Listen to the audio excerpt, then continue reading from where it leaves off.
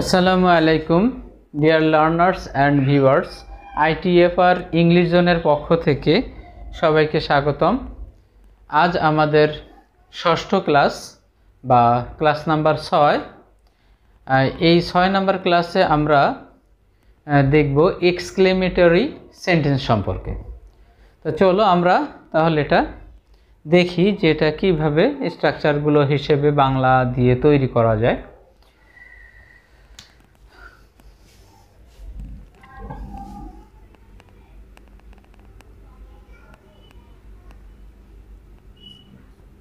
Exclamatory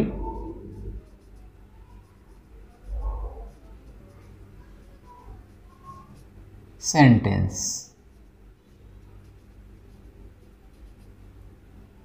Exclamatory sentence অর্থাৎ হলো আবেগসূচক বাক্য।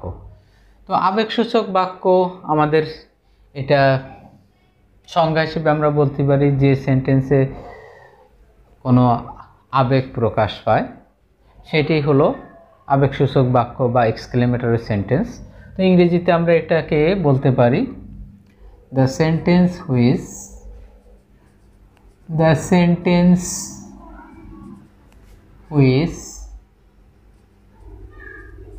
expresses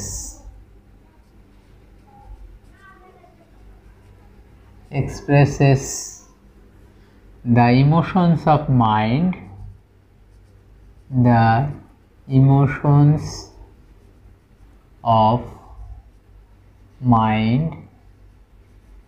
is called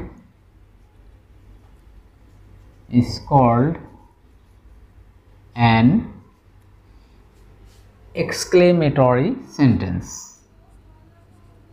Exclamatory sentence. The sentence which expresses the emotions of mind is called an exclamatory sentence. তো exclamatory সেন্টেন্সের স্ট্রাকচারগুলো আমরা তিন ভাবে হতে পারে। স্ট্রাকচার এটা তিন ভাবে আমরা দেখতে পারি। এক নাম্বার স্ট্রাকচার এরকম হতে পারে, প্রথমে যদি হট থাকে, হটের সাথে এ বা এন থাকবে, অথবা টোটালের পরিবর্তে হাউ থাকবে, প্লাস অ্যাডজেক্টিভ থাকবে, প্লাস সাবজেক্ট প্লাস ভার্ব, শেষে নোট অফ এক্সক্লেমেশন অর্থাৎ আশ্চর্যবোধক চিহ্ন। এটা হচ্ছে এক নাম্বার স্ট্রাকচার। দুই নাম্বার স্ট্রাকচার আছে এরকম, প্রথমে ইন্টারজেকশন থাকবে,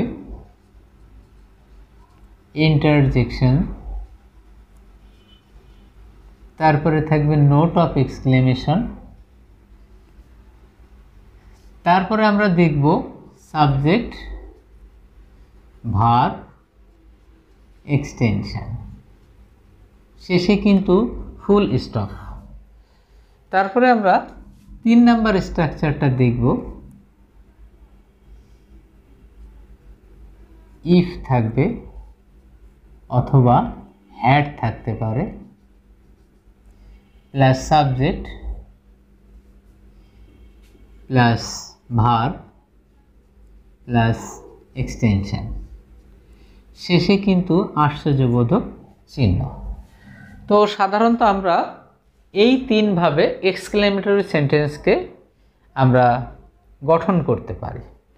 তা প্রথম আমরা এক্সাম্পল হিসেবে এখানে একটা কথা, সেটা হলো স্ট্রাকচার দেখে তোমরা নিশ্চয়ই বুঝছো, যদি অ্যাডজেক্টিভের আগে এ বা এন থাকে তাহলে অবশ্যই সেখানে হট আসবে, আর অ্যাডজেক্টিভের আগে যদি কোনো আর্টিকেল না থাকে সেক্ষেত্রে হাউ আসবে।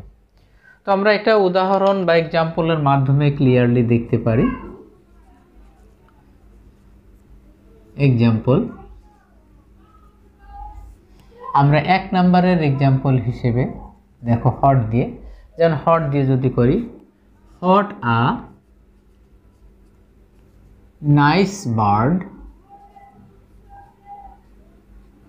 What a nice bird it is. What a nice bird it is, এটা কি সুন্দর একটা পাখি। যদি আমরা এটা হাউ দিয়ে করি দেখো তাহলে কি হবে, ওইটি দিয়ে যদি how nice the bird is, how nice the bird is, পাখিটি কি সুন্দর বা কত সুন্দর। ঠিক আছে, তো এটা আমরা 1 নাম্বার যে স্ট্রাকচারটা সেইটি অনুযায়ী দেখো আমরা দুটো এক্সাম্পল সেট করছি এখানে। তারপর দেখো যদি ইন্টারজেকশন দিয়ে আমরা করি, তো ইন্টারজেকশনে মনের আবেগ প্রকাশক যে শব্দগুলো দেখো সেটা দিয়ে যদি মনে করো হুররা, হুররা মানে কি, কি মজা। হুররা, we have won the match, we have won the match. বাহ বা আমরা খেলায় জিতেছি। শেষে কিন্তু অবশ্যই ফুল স্টপ বসবে, এটা খেয়াল রাখতে হবে। মনে করো দুঃখবোধক একটা বাক্য, অ্যালাস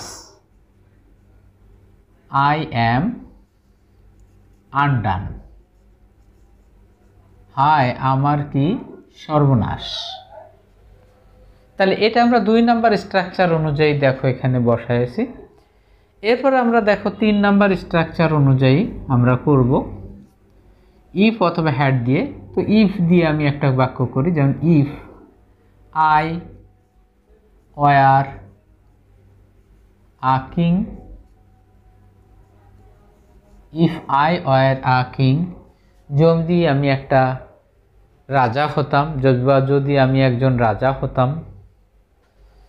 মনে করো হ্যাড দিয়ে যদি বলি, হ্যাড দিয়েও হয়, had I been a king, আমি যদি রাজা হতাম বা আমি যদি একজন রাজা হতাম। আসলে দুটো স্ট্রাকচার দিয়ে এভাবে সেন্টেন্স করা যায়। আবার অনেক সময় আছে কি সাবজেক্টের পরে ভার্বটা থাকে না, এমন বাক্য আমরা দেখে থাকি কালে ভদ্রে। তো এই ধরনের একটা বাক্য দেখো এখানে আমরা লিখছি, had I the wings of a bird, wings of a bird, had I the wings of a bird, আমার যদি পাখির মতো ডানা থাকতো।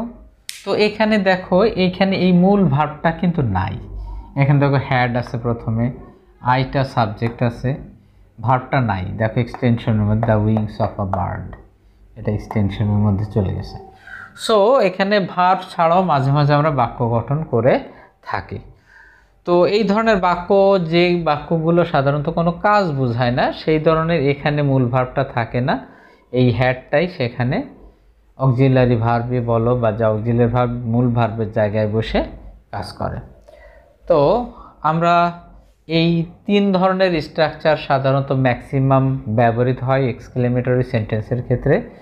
তো তোমরা আশা করি বুঝতে পারছো যে এক্সক্লেমেটরি সেন্টেন্সটা যদি এই 3টি স্ট্রাকচার তোমাদের আয়ত্তে থেকে থাকে তাহলে অবশ্যই তোমরা সুন্দর করে এক্সক্লেমেটরি সেন্টেন্সগুলো বুঝতে পারবে এবং নিজে থেকে লিখতেও পারবে। তো আজ এ পর্যন্ত, এতক্ষণ আমার সাথে থাকার জন্য সবাইকে ধন্যবাদ জানিয়ে এখানেই বিদায় নিচ্ছি। আসসালামু আলাইকুম, অল দ্য বেস্ট।